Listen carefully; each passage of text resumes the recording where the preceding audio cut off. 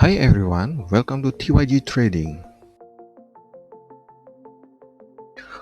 While I'm waiting my open position, let's talk about moving average. Moving average, or in short MA, is the most utilized indicator in trading industry. Most other indicators also utilize MA, or we can say most of them inherit by MA. Understand about how to use it will be beneficial for our trading improvement. Although MA is often complained as a lagging indicator, if we know its characteristic can be used nicely.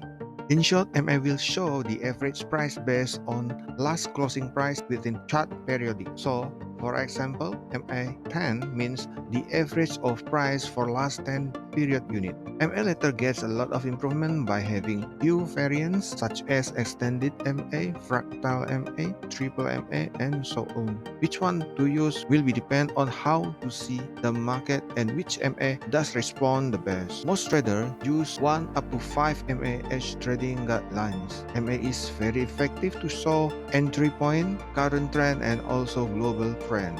With this capability, MA has given birth many other indicators such as Bollinger Band, Parabolic SAR, Ichimoku, Alligator, MACD, and many others. There are three methodologies of using MA in trading.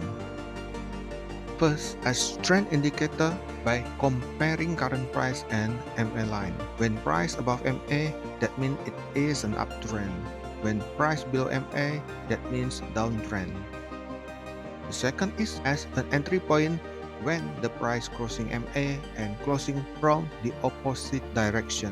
When price crossing MA from below and then price close above MA, that will be a buy signal. When price crossing MA from above and price close below MA, that will be a sell signal.